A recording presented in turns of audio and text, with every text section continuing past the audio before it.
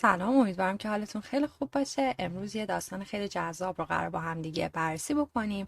تفاوتش با داستان‌های قبلی اینه که برای هر قسمت تصاویر مرتبط بهش رو هم براتون آوردم که یادگیری براتون جذابتر و آسان‌تر باشه. بریم که با هم دیگه شروع بکنیم. Maya checked her watch and ran. The train doors were closing in 10 seconds. مایا به ساعتش نگاه کرد و دوید. دربای قطار قرار بود 10 ثانیه دیگه بسته بشن. در اینجا چکت گذشته فعل چک هست به معنای چک کردن. رن هم گذشته فعل ران به معنای دویدن. The train doors یعنی درهای قطار were closing در زمان گذشته استمراری هست. In 10 seconds در 10 ثانیه. در انتها مجددا یک بار دیگه کل داستان رو براتون میخونم تا خودتون رو بسنجید. She jumped inside just in time. The doors closed behind her with a loud noise. میگه اون درست به موقع پرید داخل قطار. درها با صدای هیس بلندی پشت سرش بسته شد. Jumped inside گذشته jump inside هست، یعنی به معنای داخل چیزی پریدن. خود فعل jump به معنای پریدن است، همین عملی که اینجا داره انجام میده. In time یعنی به موقع. Just in time یعنی درست به موقع. The doors درها. Closed گذشته فعل close به معنای بسته شدن. Behind her پشت سرش. With a loud hiss. hiss همون صدایی هست که موقع بستن در به مترو، قطار یا اتوبوس میشنوید. Loud هم به معنای بلند هست. She breathed out slowly and smiled. Perfect timing, she thought. آهسته یه نفسی کشید، نفسش رو بیرون داد و لبخند زد. با خودش فکر کرد چه زمانبندی عالی. دقت داشته باشید فعل breathe out گذشته فعل breathe out هست، به معنای نفسش رو بیرون داد، یعنی عمل بازدم را انجام داد. به چه صورت؟ slowly یعنی به آرومی. پس اینجا slowly قید ما میشه. and smiled هم گذشته فعل smile به معنای لبخند زدن. perfect timing یعنی زمانبندی عالی. she thought گذشته فعل think هست به معنای فکر کردن. she thought. She found a seat by the window and put her bag on her lap. یه صندلی کنار پنجره پیدا کرد و کیفش رو روی پاهاش گذاشت. در این جمله found گذشته فعل find هست به معنای پیدا کردن. sit اینجا صندلیه. دقت داشته باشین با فعل sit به معنای نشستن اشتباه نگیرین. by the window کنار پنجره. put دوباره اینجا مجددا گذشته فعل put هست به معنای گذاشتن و قرار دادن. her bag کیفشون on the lap منظورش روی پاهاشه. on her lap. دقت داشته باشین از حرف اضافه آن استفاده شده. Outside, the city began to move past her. Gray buildings, busty streets, pigeons on rooftops. بیرون شهر از مقابلش عبور می‌کرد. ساختمان‌های خاکستری، خیابون‌های شلوغ و کبوترهای روی پشت بام. outside به معنای بیرون. the city شهر. began گذشته فعل begin هست و بعدش اگر فعل دوم باشه فعل دوم همراه با to میاد و همونطور که می‌بینید اینجا با to اومده. To move past her یعنی از مقابلش عبور میکرد. Gray buildings. بچه gray به معنی خاکستری هست. خب رنگ ساختمونا رو اینجا میبینید خاکستریه. این رنگ gray به این صورت هم میتونه نوشته بشه. هر دوتاش درسته. Busy streets یعنی خیابونهای شلوغ. Pigeons خب میبینید اینجا کبوترها هستن. On rooftops یعنی پشت بام. میخواد بگه روی پشت بام، از حرف اضافه آن استفاده کرده. در ادامه میگه After a few minutes, she noticed something strange. The station names were wrong. پس از گذشت چند دقیقه متوجه چیز عجیبی شد. نام ایستگاه‌ها اشتباه بود. After a few minutes یعنی بعد از گذشت چند دقیقه. She noticed گذشته فعل notice هست به معنای دقت کردن. متوجه چی شد؟ Something strange یعنی چیز عجیب. The station names خود station به معنای ایستگاه هست. The station names یعنی اسم ایستگاه ها. were wrong یعنی اشتباه بودن. بریم سراغ ادامهش. میگه she was going north but she needed to go south. اون به سمت شمال میرفت اما باید به سمت جنوب میرفت. She was going در زمان گذشته استمراری هست بچه‌ها، یعنی عملی که برای مدتی تو گذشته ادامه داشته. North فکر کنم همتون بلد باشین، یعنی شمال. اون داشت میرفت شمال. She was going north but she needed to. needed to گذشته need to هست، داره اجبار رو در گذشته بیان میکنه، یعنی لازم بود go بره south. south به معنای جنوب هست. She had taken the wrong train. سوار قطار اشتباهی شده بود. had taken در زمان past perfect یا گذشته کامل هست. فرمولش had به علاوه قسمت سوم فعله. She had taken the wrong train یعنی سوار قطار اشتباهی شده بود. اینجا فعل take به معنای سوار شدن میتونیم در نظرش بگیریم. Maya stood up quickly and looked at the map above the doors. مایا سری بلند شد و به نقشه بالای دربها نگاه کرد. stood up گذشته stand up هست به معنای بلند شدن. چطوری بلند شد؟ quickly به سرعت. پس quickly اینجا قید حالت ماست. looked at گذشته look at یعنی نگاه کردن به چی نگاه کرد؟ map به معنای نقشه. above بالای the doors درها. میدونید توی مترو، قطار یا اتوبوس ها یه نقشه معمولا بالای درها وجود داره. The next stop was Central Park Avenue, far from her office. ایستگاه بعدی خیابان سنترال پارک بود، خیلی دور از دفتر کارش. Next stop اینجا به معنای ایستگاه هست، ایستگاه حال اتوبوس و قطار و اینا. was بود Central Park Avenue. Avenue به معنای خیابان هست، خیابان سنترال پارک. far یعنی دور. far from دور از her office دفترش. میگه she was already 15 minutes late for her job interview. اون از مصاحبه شغلیش 15 دقیقه عقب افتاده بود. already منظورش اینه که همین الانش هم 15 minutes یعنی 15 دقیقه late به معنای دیر for her job interview. کلمه interview به معنای مصاحبه هست. job interview یعنی مصاحبه شغلی. در ادامه میگه her heart started beating faster. She took out her phone to call the company, but her battery was at 2%. ضربان قلبش در واقع تندتر شد. گوشیشو در آورد تا به شرکت زنگ بزنه، اما باتری گوشیش فقط 2% شارژ داشت. Her heart یعنی قلبش، به تلفظ کلمه heart به معنی قلب دقت بکنید. started گذشته فعل start هست به معنای شروع کردن. beat به معنای تپیدن هست. بعد از start فعل دوم میتونه با ing بیاد. faster یعنی تندتر یعنی سریعتر. She took گذشته فعل take هست به معنای بیرون آوردن اینجا. She took out گذشته take out به معنای بیرون آوردن. Her phone گوشیشو to call تماس بگیره the company با شرکت. But ولی her battery به معنای باتری was بود at 2%. منظورش که کلا 2% شارژ داشت. She typed a quick message. I'm so sorry. I'll be a little late. Please wait for me. یه پیام سریع تایپ کرد. خیلی متاسفم. کمی دیرتر میرسم. لطفاً منتظرم بمونید. تایپ گذشته فعل تایپ هست به معنای تایپ کردن. A quick message یعنی پیام سریع. I'm so sorry. خیلی متاسفم. I'll be. I'll اینجا کوتاه شده I will هست. اینجا از will استفاده کرده برای صحبت در ارتباط آینده. A little late. کمی دیر. Please wait for me. کمی منتظر من بمونید. همین پیامی که اینجا توی گوشیش نوشته. The phone died before she could see if the message was delivered. گوشی قبل از اینکه بفهمه پیام ارسال شده یا نه خاموش شد.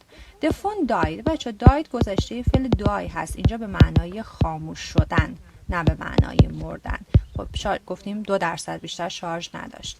Before قبل از اینکه she could see بتونه ببینه. If که آیا the message پیام was delivered ارسال شده بود. was delivered مجهول هست، مجهول زمان گذشته ساده. At the next station Maya got off. در ایستگاه بعدی مایا پیاده شد. گفتیم station ایستگاه هست مثل کلمه stop. next station یعنی ایستگاه بعدی و براش از حرف اضافه at استفاده کرده. مایا got off گذشته get off هست به معنای پیاده شدن. در ادامه میگه She sat on a bench for a moment, catching her breath. یه لحظه روی نیمکت نشست تا نفسش جا بیاد. sat گذشته فعل sit هست. sit on یعنی روی چیزی نشستن. روی چی نشست؟ a bench. bench به معنای نیمکت هست، همین که اینجا میبینید. for a moment برای یک لحظه. catching her breath اینجا اسمه، اونجا breathe بود نفس کشیدن، اینجا اسم هست به معنای نفس یا تنفس. catching her breath یعنی نفسش جا بیاد. That's when she noticed a man beside her. Suit, briefcase and a very stressed expression. همون لحظه بود که یه مرد رو کنار خودش دید با کت و شلوار، کیف دستی و قیافه مضطرب. That's when همون زمانی بود که she noticed گذشته فعل notice به معنی توجه کردن. a man یه مردی رو beside یعنی کناره. کلمه beside رو با کلمه next to یعنی کناره میتونید هم معنی بگیرید. suit کت و شلوار، sweet نیست تلفظ suit. briefcase کیف دستی and a very stressed یعنی استرسی یا مضطرب. expression اینجا کلمه expression رو به معنای قیافه میتونیم در نظر بگیریم، معنای حالت رو هم میتونه داشته باشه. a very stressed expression. Are you okay? she asked. پرسید حالت خوبه؟ از گذشته فعل ask هست به معنای پرسیدن. جمله ساده بود. در ادامه اون آقا میگه not really. میگه not really he said. I have a job interview in 20 minutes on the other side of the city. I just took the completely wrong train. اون گفت چندان خوب نیستم. 20 دقیقه دیگه مصاحبه شغلی دارم اون طرف شهر. تازه فهمیدم سوار قطار کاملا اشتباهی شدم. Not really. نه واقعا. اون گفت I have a job interview. در مورد job interview به معنی مصاحبه شغلی صحبت کردیم. In 20 minutes در حدود 20 دقیقه. On در the other side اون طرف the city شهر. On the other side of the city یعنی اون طرف شهر. I just took گفتیم took گذشته فعل take هست به معنای سوار شدن. I just took the completely کاملا wrong train قطار اشتباهی. completely قید هست به معنای کاملا. Maya smiled. Me too. Which company? مایا لبخند زد. منم همینطور. کدوم شرکت؟ smile گذشته فعل smile هست به معنی لبخند زدن، کاری که داره اینجا انجام میده. which یعنی کدام. which company یعنی کدوم شرکت. اون میگه Vertex Solutions he said. اون گفت Vertex Solutions. خب این اسم شرکت هست. said هم گذشته فعل say. Maya's eyes went wide. That's where I'm interviewing. چشای مایا گرد شد. اینجا همون جایی که من مصاحبه دارم. Maya's eyes یعنی چشمهای مایا. went wide گذشته go wide هست به معنای گشاد شدن یا گرد شدن. That's کوتاه شده that is جایی هست where که I'm interviewing من مصاحبه دارم. گفتیم interview به معنای مصاحبه کردن، فعل هم میتونه باشه. They looked at each other. Then they both laughed. به هم نگاه کردن و هر دو زدن زیر خنده. look at در موردش صحبت کردیم. گذشته look at هست یعنی نگاه کردن به. each other همدیگه. then سپس they اونها both یعنی هر دو laughed گذشته فعل laugh هست به معنای خندیدن. They took the correct train together, talking the whole way. با هم سوار قطار درست شدن و کل مسیر رو صحبت کردن. در مورد take the train دیگه مجددا نمیگم، فقط اینجا گفته correct به معنای درست و صحیح است. حالا اینجا به جایی که بگه سوار قطار اشتباهی گفته سوار قطار درست شدن. together با همدیگر در واقع. talking the whole way talk صحبت کردن. whole way یعنی کل مسیر رو با هم دیگه صحبت کردن. در ادامه میگه By the time they arrived, both 20 minutes late, they felt like old friends. تا زمانی که رسیدن هر دوتاشون 20 دقیقه دیرشون شده بود، حس میکردن دوستای قدیمی هستن. By the time یعنی وقتی که، یعنی زمانی که. They arrived گذشته فعل arrive هست به معنای رسیدن. Both هر دو 20 minutes late 20 دقیقه دیر. They felt گذشته فعل feel هست به معنای احساس کردن. Like مثل old friends دوستای قدیمی. The receptionist looked up at them. Mr. Torres and Miss Torres and Mr. Karim.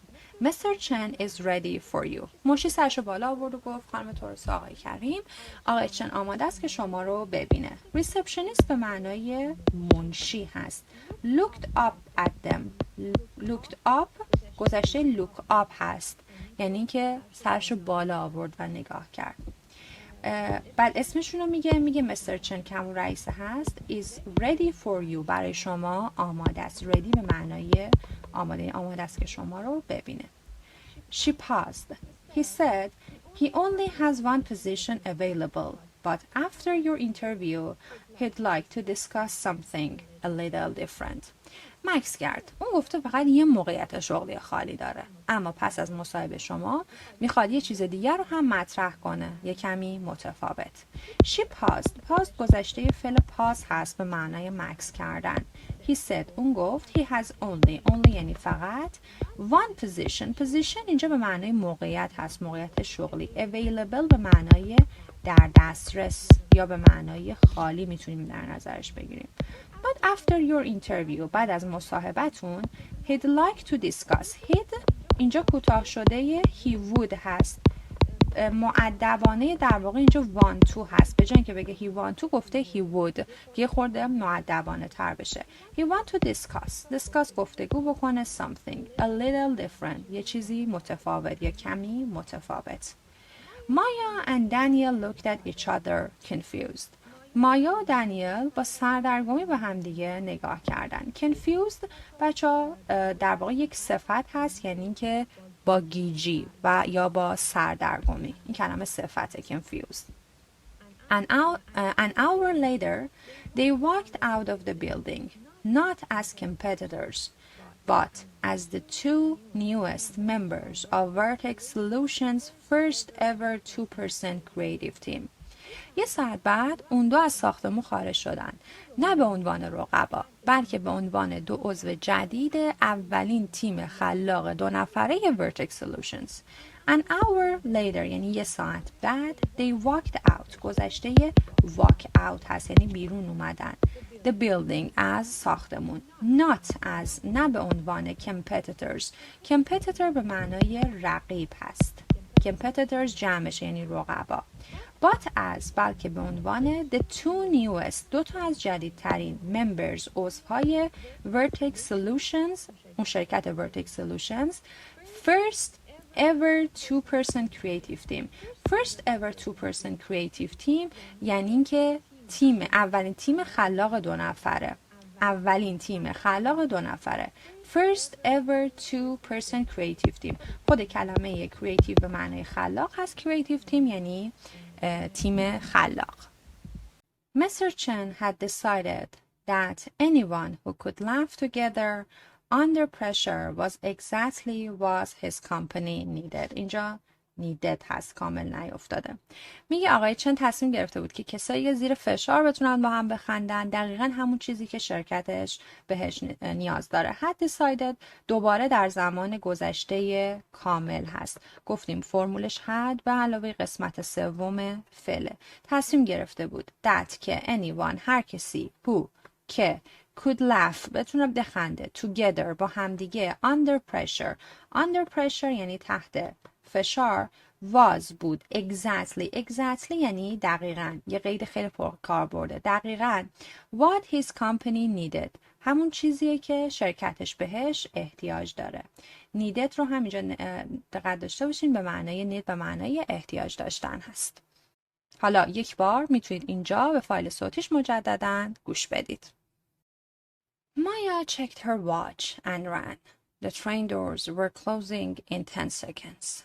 She jumped inside just in time. The doors closed behind her with a loud hiss. She breathed out slowly and smiled. Perfect timing, she thought. She found a seat by the window and put her bag on her lap. Outside, the city began to move past her. Gray buildings, busy streets, pigeons on rooftops. After a few minutes, she noticed something strange. The station names were wrong. She was going north, but she needed to go south. She had taken the wrong train. Maya stood up quickly and looked at the map above the doors. The next stop was Central Park Avenue, far from her office. She was already 15 minutes late for her job interview. Her heart started beating faster. She took out her phone to call the company, but her battery was at 2%. She typed a quick message. "I'm so sorry. I'll be a little late. Please wait for me." The phone died before she could see if the message was delivered. At the next station, Maya got off. She sat on a bench for a moment, catching her breath. That's when she noticed a man beside her, suit, briefcase, and a very stressed expression. "Are you okay?" she asked. "Not really," he said. "I have a job interview in 20 minutes on the other side of the city. I just took the completely wrong train." Maya smiled. "Me too. Which company?" "Vertex Solutions," he said. Maya's eyes went wide. "That's where I'm interviewing." They looked at each other. Then they both laughed.